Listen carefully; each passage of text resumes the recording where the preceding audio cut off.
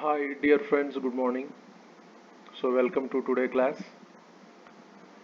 ఈరోజు సి లాంగ్వేజ్లో వేరియబుల్ అంటే ఏమిటి, డేటా టైప్స్ అంటే ఏమిటి, ఇనిషియలైజేషన్ ఆఫ్ వేరియబుల్స్ అనేవి తెలుసుకుందాం. So first of all, what is variable? A variable is a name given to a storage area that programs can manipulate, or a variable is name of the memory location where constant is stored. These are all definitions for variable. సరే, ఈ variable అంటే ఏంటి ఇప్పుడు తెలుగులో చూద్దాం. Variable అంటే memory లోపట ఒక కాన్స్టెంట్ వాల్యూని స్టోర్ చేసినప్పుడు ఆ మెమరీ లొకేషన్కి ఇచ్చే పేరే variable. Okay, A name given to A storage area. So మళ్ళీ ఒకసారి చెప్తున్నాను, ఒక కాన్స్టెంట్ వాల్యూని మన మెమరీలో స్టోర్ చేసినప్పుడు ఆ మెమరీ ప్లేస్కి ఆర్ మెమరీ స్టోరేజ్ ఏరియాకి పెట్టే పేరు వేరియబుల్. ఎగ్జాంపుల్, మనం 10 అనే ఒక వాల్యూని మెమరీలో స్టోర్ చేసినాం. 10 అనే ఒక వాల్యూని మెమరీలో స్టోర్ చేసినప్పుడు అది స్టోర్ అయిన ప్లేస్ని వేరియబుల్ అని చెప్తాం. సో అప్పుడు దాన్ని ఎట్లా కాల్ చేస్తున్నాం మనం? Example, x is equal to 10.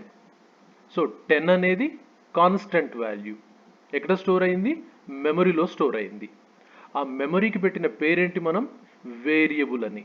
So ఆ వేరియబుల్ని రికగ్నైజ్ చేయాలంటే ఏమని ఇవ్వాలి? మరి ఎక్స్ అని ఇవ్వాలి లేదా ఏ అని ఇవ్వాలి. సో ఈ ఎక్స్ని వేరియబుల్ నేమ్ అంటాం, ఏని వేరియబుల్ నేమ్ అంటాం. So X is equal to 10, A is equal to 10. ఇవన్నీ కూడా జనరల్ ఎగ్జాంపుల్స్. ఆ ఎగ్జాంపుల్స్ మళ్ళీ చూద్దాం మనం. సో ఏ వేరియబుల్ డెఫినేషన్ స్పెసిఫైస్ ఏ డేటా టైప్. ఈ వేరియబుల్ డెఫినేషన్ ఏం చేస్తుంది? డేటా టైప్ని స్పెసిఫై చేస్తుంది. అంటే అర్థమైంది? Example, X is equal to 10 అని ఇచ్చాం మనం. 10 ఏంటిది? ఇంటీజర్ టైప్, అంటే నాన్ డెసిమల్ టైప్. దానిని ఏమనొచ్చు మనం? ఇంటీజర్ వేరియబుల్ అని చెప్పొచ్చు. అట్లాగే ఏ ఈజ్ ఈక్వల్ టు 10.5 అన్నాం మనం. మరి 10.5 ఏంటి? రియల్ నెంబర్, అంటే floating point number, decimal value. దీన్ని ఏమని చెప్తారు? ఇదే ఏని ఫ్లోట్ ఏ అని చెప్తాం. సో ఎటువంటి డేటా టైప్ అది? డేటా ఏంటి? 10.5. మరి what type of data it is, లేదా which type of data it is? అది ఎలాంటి డేటా? Decimal data, floating point data, real data. కాబట్టి దాని ఏమని చెప్పొచ్చు? ఫ్లోటింగ్ పాయింట్ అని చెప్తాం. సో అట్లాగే C is equal to X అని ఇచ్చామనుకుందాం విత్ ఇన్ సింగిల్ కొటేషన్స్. అప్పుడు ఎక్స్ని క్యారెక్టర్ టైప్ డేటా అని చెప్తాం. సో సీని ఏమని చెప్పొచ్చు? క్యారెక్టర్ డేటా టైప్ అని చెప్పొచ్చు. సో కాబట్టి మనం ఇచ్చే డేటాని స్పెసిఫై చేస్తుంది అది. Variable definition specifies the data type. మనం ఇంటీజర్ వాడుతున్నామా, ఫ్లోటింగ్ పాయింట్ వాడుతున్నామా, అంటే డెసిమల్ వాల్యూ వాడుతున్నామా, నాన్ డెసిమల్ వాల్యూ యూజ్ చేస్తున్నామా, లేదంటే క్యారెక్టర్ డేటా వాడుతున్నామా, లేదా స్ట్రింగ్ అంటే గ్రూప్ ఆఫ్ క్యారెక్టర్స్ని వాడుతున్నామా, ఇవన్నిటిని కూడా చెప్పేదే variable. So A variable name can be specified with letters, digits and under score character. ఒక వేరియబుల్ని ఎట్లా డిఫైన్ చేయాలి మరి? వేరియబుల్ డిఫైన్ చేయాలంటే లెటర్స్ని వాడుకోవచ్చు, అంటే characters, alphabets, right. Followed by ఏం యూజ్ చేసుకోవచ్చు? డిజిట్స్ని వాడవచ్చు. అలాగే అండర్ స్కోర్ అనే ఒక స్పెషల్ క్యారెక్టర్ని కూడా వాడతాం. అండర్ స్కోర్ కాకుండా ఇంకే క్యారెక్టర్ వాడటానికి రైట్ లేదు మనకి, రైట్. అండర్ స్కోర్ అనే స్పెషల్ క్యారెక్టర్ తప్పితే ఇంకో స్పెషల్ క్యారెక్టర్ వాడటానికి మనకు అవకాశం లేదు. It must begin with either a letter or an underscore. ఒకవేళ వేరియబుల్ని స్టార్ట్ చేయాలంటే మరి కంపల్సరీ లెటర్ అన్న ఉండాలి, లేదా అండర్ స్కోర్ తోటన్నా స్టార్ట్ చేయాలి. అంతేగాని డిజిట్తో స్టార్ట్ చేయకూడదు, other than the under score అనే స్పెషల్ క్యారెక్టర్తో స్టార్ట్ చేయకూడదు. ఇవి general definition for the variable. దానికి సింటాక్స్ ఎట్లా చూస్తాం మనం? Variable type followed by the variable list. Variable type followed by the variable list. ఇది సింటాక్స్. మనం ఇప్పుడు ఎగ్జాంపుల్స్ చూద్దాం. మనం ఎగ్జాంపుల్స్లో చూడండి, వేరియబుల్ టైప్ ఏంటి? Integer variable, right. What is the variable type? Integer. మరి వేరియబుల్స్ ఏంటి? ఏ టైప్ వేరియబుల్ ఇది? Integer variable. బి ఏంటి? వేరియబుల్. ఏ type variable? Integer variable. C ఏంటిది? ఇది ఇంటీజర్ వేరియబుల్. అట్లాగే C character variable, character C. CH ఇది కూడా ఒక క్యారెక్టర్ వేరియబులే. నెక్స్ట్ ఎఫ్ అని ఇచ్చాం. ఎఫ్ అంటే ఏంటి? ఇది వేరియబుల్. ఏ టైప్ ఇది? ఫ్లోటింగ్ పాయింట్ వేరియబుల్, అంటే డెసిమల్ వాల్యూస్ని ఇవ్వగలుగుతాం. శాలరీ అని ఇచ్చాం. శాలరీ ఏంటి? ఇది వేరియబుల్. ఎటువంటి వేరియబుల్ ఇది? Floating point variable. ఇక్కడ కూడా మనం డెసిమల్ వాల్యూస్ని ఇవ్వచ్చు. అలాగే డి అని ఇచ్చాం. డి అనే వేరియబుల్ ఏంటి మరి? Double type variable. ఇదేంటి? Enhanced type of the floating variable. మనం ఆల్రెడీ అనుకున్నాం, ఫ్లోట్కి డబుల్కి తేడా ఏంటి? మెమరీ మాత్రమే తేడా, లేదంటే డబుల్ బిహేవియర్ కూడా ఫ్లోటింగ్ లాగా ఉంటుంది, except memory location or memory size. ఇది లొకేషన్ అనకూడదు, మెమరీ సైజ్ అని అనుకుందాం. ఓకే, తర్వాత ఇంకొక పాయింట్ చూద్దాం. వేరియబుల్స్ క్యాన్ బి ఇనిషియలైజ్డ్ అంటాం. What is the initialization? Giving a basic value, giving a initial value is called as initialization, right. Now variables అన్నిటిని కూడా మనం ఇనిషియలైజ్ చేయొచ్చు ఏదో ఒక వాల్యూ తోటి. అది ఎలా ఉంటుంది చూద్దాం. ఫస్ట్ సింటాక్స్ని తీసుకుందాం. ఇక్కడ టైప్ ఇచ్చాం, టైప్ తర్వాత వేరియబుల్ నేమ్ ఇచ్చాం. టైప్ ఏంటి? ఎగ్జాంపుల్ ఇంటీజర్ అని ఇచ్చాం మనం. వేరియబుల్ నేమ్ ఏంటి? ఏ అని ఇచ్చాం. ఏ తర్వాత example is equal to value ఇచ్చాం, ఆర్హెచ్ఎస్ సైడ్. ఈ వాల్యూ ఏదైనా ఉండొచ్చు. కింద ఎగ్జాంపుల్స్ ఇచ్చాం, చూద్దాం. ఇక్కడ ఇంటీజర్ డి. డి ఏంటి? Variable, variable name. Integer type is equal to RHS side ఏముంది? 1 ఉంది. ఇప్పుడు డి ఈజ్ ఇనిషియలైజ్డ్ విత్ 1 అని అంటాం. అంటే డి ఇనిషియల్ వాల్యూ ఏంటి? బేసిక్ వాల్యూ ఏంటి? 1. డి దేంతో స్టార్ట్ అవుతుంది? ఇక్కడ మన లెక్క ప్రకారం 1తో స్టార్ట్ అవుతుంది. సో నేను initial value, right, or basic value or first value for me, నాకు మొదటిగా నేను వాల్యూని ఏం వాడదలుచుకున్నా? 1 అనేది వాడాలనుకుంటున్నా. కాబట్టి integer D is equal to 1 అని పెట్టాను. సో అప్పుడు ఏమంటాం? డిని 1తో ఇనిషియలైజ్ చేసాము అని చెప్తాం మనం. అలాగే ఎఫ్ ఈజ్ ఈక్వల్ టు 2 అని ఇచ్చాం. ఎఫ్ని కూడా 2తో ఇనిషియలైజ్ చేసాం. 2 అనేది వాల్యూ, ఎఫ్ అనేది వేరియబుల్ నేమ్, ఇంటీజర్ అనేది టైప్. సో ఎఫ్ని 2తో ఇనిషియలైజ్ చేసాం మనం, అంటే ఇనిషియల్ వాల్యూని ఎఫ్కి ఇచ్చాం మనము. సో ఎక్కడి నుంచి స్టార్ట్ అవుతుంది? అప్పుడు 2తోనే స్టార్ట్ అవుతుంది. తర్వాత మనం ఏ వాల్యూనైనా ఇవ్వచ్చు. సో నెక్స్ట్ ఫ్లోటింగ్ చూద్దాం. ఫ్లోటింగ్లో కూడా నేను F1 అని ఇచ్చాను. F1 is equal to 3.5. ఎందుకు? అది డెసిమల్ వాల్యూస్ని ఇవ్వాలి అక్కడ, రైట్. డెసిమల్ వాల్యూస్ని ఇవ్వాలి కాబట్టి F1 ఈజ్ ఈక్వల్ టు 3.5 తోటి ఇనిషియలైజ్ చేశాను. అంటే స్టార్టింగ్ నాకు ఏం వాల్యూ కావాలి? 3.5 కావాలి. తర్వాత ఏ వాల్యూనైనా నేను స్టార్ట్ చేయొచ్చు. F2 ఈజ్ ఈక్వల్ టు 5.5 అని పెట్టాను. అంటే ఇనిషియల్ వాల్యూ ఫర్ F2 ఏంటి? 5.5. సో నేను స్టార్ట్ చేసే వాల్యూ 5.5, తర్వాత ఏ వాల్యూనైనా తీసుకోవచ్చు ఇక. తరువాత ఎక్స్ అనేది రాశాను ఇక్కడ. ఎక్స్ వేరియబుల్ అనేది ఏంటి? Character type. మరి క్యారెక్టర్ని ఇనిషియలైజ్ ఎట్లా చేస్తున్నాను? ఎక్స్ అని ఇంకొక వాల్యూని ఇచ్చాను, రైట్. ఇక్కడ లెఫ్ట్ హ్యాండ్ సైడ్లో ఉన్న ఎక్స్ ఏంటి? వేరియబుల్. ఎటువంటిది?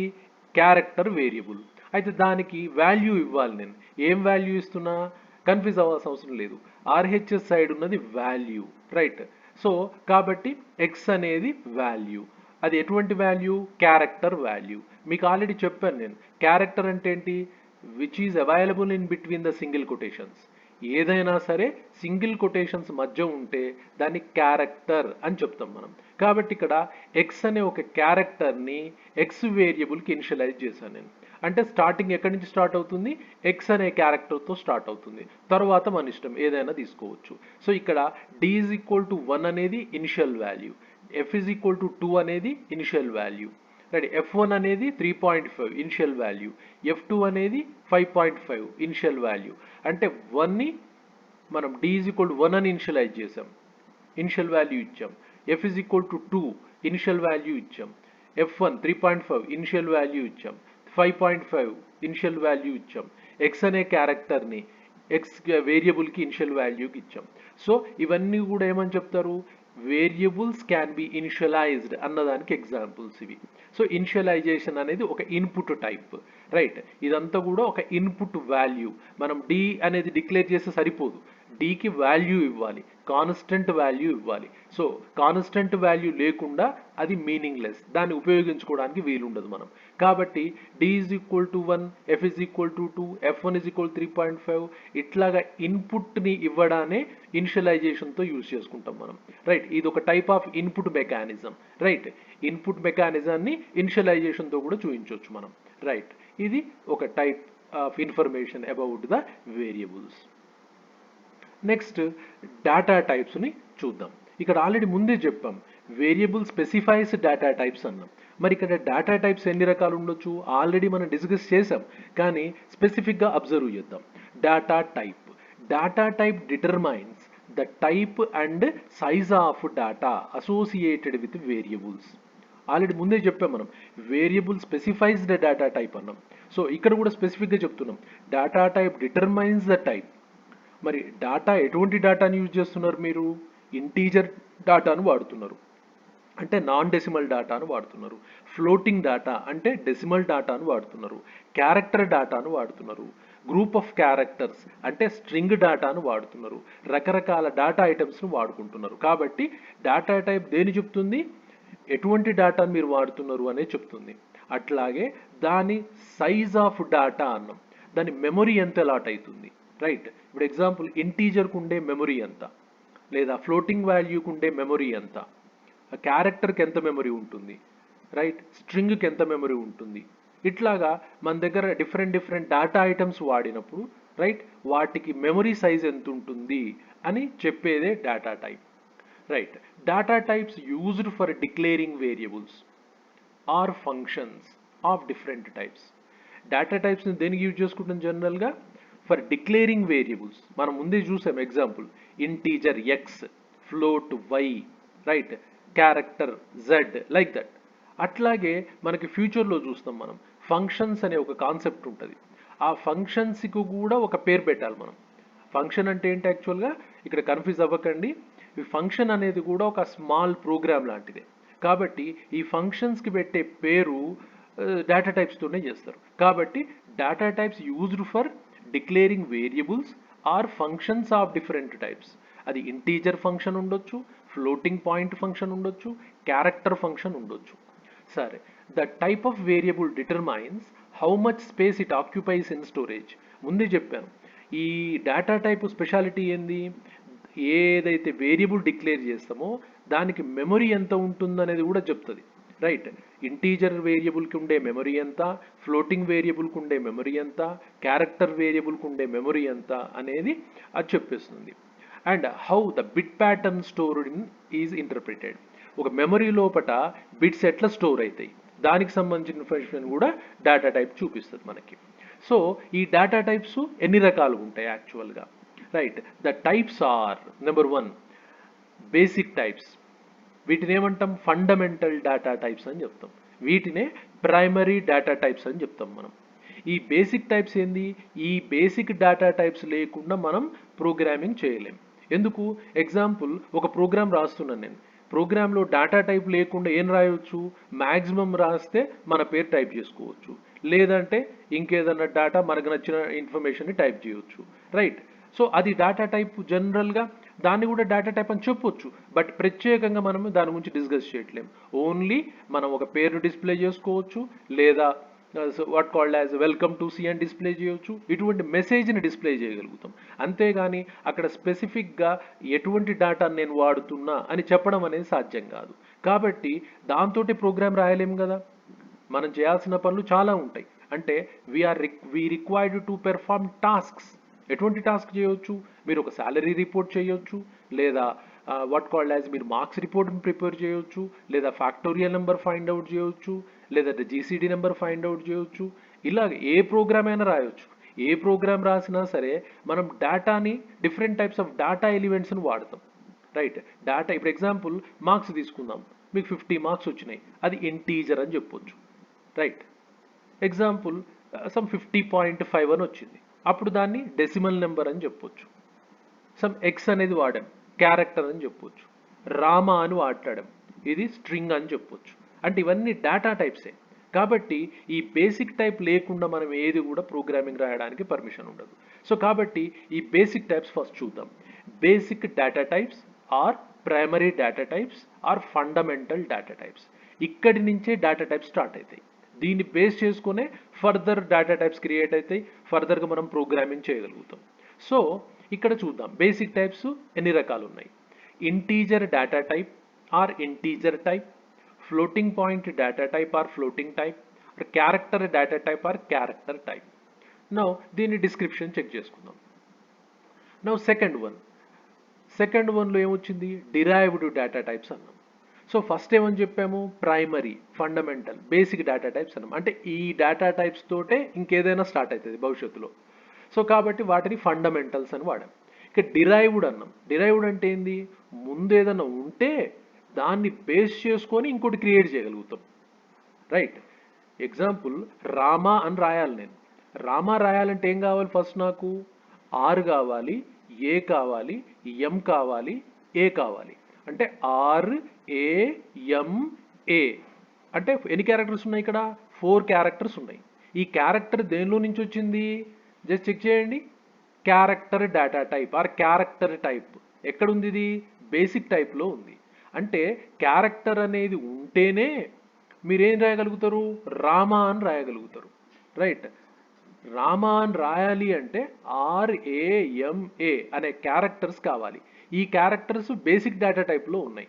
మరి రామా ఏంటిది, ఇది దీని ఏమని చెప్పొచ్చు, ఒక విధంగా స్ట్రింగ్ అని చెప్తాం. స్ట్రింగ్ ఏమని చెప్తారు, అర్రే ఆఫ్ క్యారెక్టర్స్ అని చెప్తారు. అంటే గ్రూప్ ఆఫ్ క్యారెక్టర్స్ని స్ట్రింగ్ అని చెప్తాం. దాన్నే అర్రే ఆఫ్ క్యారెక్టర్స్ అంటారు. కాబట్టి ఈ అర్రే ఎట్లా ఫామ్ అయింది, based on the basic type or fundamental type or primary type. కాబట్టి ఇది దాని నుంచి క్రియేట్ అయింది. కాబట్టి వీటిని ఏమని చెప్తారు, డిరైవ్డ్ డేటా టైప్స్ అని చెప్తారు. సో డిరైవ్డ్ అంటే ఏంటి, ప్రైమరీ నుంచి క్రియేట్ చేయబడ్డది, ప్రైమరీ నుంచి డిరైవ్ చేయబడ్డది, ప్రైమరీ నుంచి క్రియేట్ చేయబడ్డది, ప్రైమరీ నుంచి డిరైవ్ చేయబడ్డది. కాబట్టి వీటిని డిరైవ్డ్ డేటా టైప్స్ అని అంటారు. సో అవి లేకుండా ఇవి లేవు. అంటే బేసిక్ టైప్స్ లేదా ప్రైమరీ డేటా టైప్స్ లేకుండా డిరైవ్డ్ డేటా టైప్స్ ఉండవు. ఇవి కంపల్సరీ వాటి మీద డిపెండ్ అయ్యి వర్క్ అవుతాయి. అది లేదు అని మనం అన్నాం అనుకోండి, అసలు ఇది లేనే లేదు. కాబట్టి అది మనం that is the only reason మనం వీటిని డిరైవ్డ్ డేటా టైప్స్ అని చెప్తాం. రైట్. సో ఈ డిరైవ్డ్ డేటా టైప్స్కి ఇంకో పేరేంది, సెకండరీ డేటా టైప్స్ అన్నాం. ఎందుకు, ఆల్రెడీ ఫస్ట్ చెప్పాం మనం, ఏమని చెప్పాం, ప్రైమరీ డేటా టైప్స్ అని చెప్పాం మనం.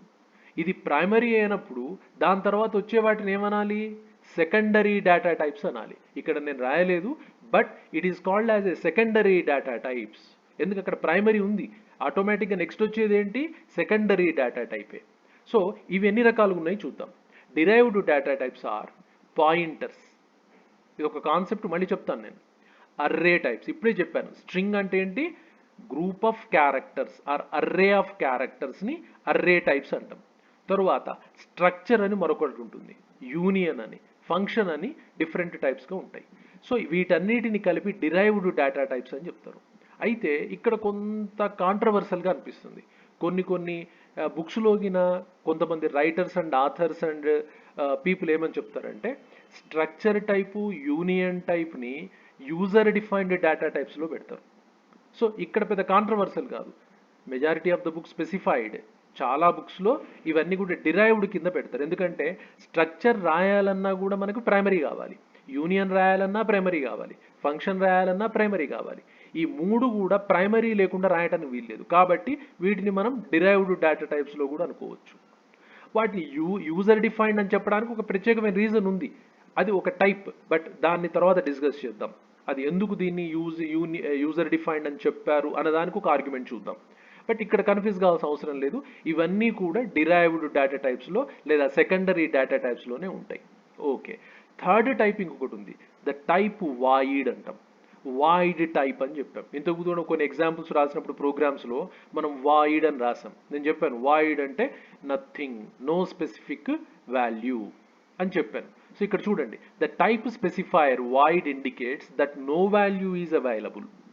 వాయిడ్ అని రాస్తే ఇది ఇంటీజరా కాదు, ఫ్లోటా కాదు, క్యారెక్టరా కాదు, మరేంటిది? ఇది నో స్పెసిఫిక్ వాల్యూ అని చెప్తాం. ఇంకా చెప్పాలంటే నథింగ్ అని స్పెసిఫై చేస్తారు. వాయిడ్ అక్కడ ఏం లేదు, ఏ వాల్యూని ఇండికేట్ చేయటం లేదంటానికి వాయిడ్. దీనికి ఒక ప్రత్యేకమైన లక్షణం ఉంటుంది, అవి తర్వాత మనం మాట్లాడుకుందాం వన్ బై వన్. సో ఇది జనరల్ కాన్సెప్ట్. ఇక్కడ నేను మీకు ఏమి ఇంట్రడ్యూస్ చేశాను? వేరియబుల్ గురించి చెప్పాను, ఇప్పుడు డేటా టైప్స్ గురించి చెప్పాను, డేటా టైప్స్లో కేటగిరీస్ చెప్పాను, బేసిక్ టైప్స్ అని చెప్పాను, రైట్. నెక్స్ట్ వన్ వచ్చేసి డిరైవ్డ్ టైప్స్, వీటిని సెకండరీ డేటా టైప్స్ అన్నాం. తరువాత థర్డ్ కేటగిరీలో వాయిడ్ అంటే ఏ వాల్యూ ఉండదు, no value is available with it. దానితో వాయిడ్లో ఇంటీజర్ కానీ ఫ్లోట్ కానీ క్యారెక్టర్ కానీ లేదు అని చెప్పాలి, స్పెసిఫిక్ వాల్యూ లేదు అని చెప్పడానికి వాయిడ్ని వాడతాం, రైట్. సో ఇప్పుడు ఈ క్లాసు ఇక్కడతో ఆపేస్తున్నాను. ఫర్దర్ ఇన్ డీటెయిల్డ్గా వెళ్దాం, ఎందుకంటే మనం ఇక్కడ జనరల్ డిస్క్రిప్షన్ ఇచ్చాం. ఇన్ డీటెయిల్డ్గా డేటా టైప్స్ గురించి చూద్దాం. ఇది నెక్స్ట్ క్లాస్లో చెప్తాను మీకు. So thank you very much.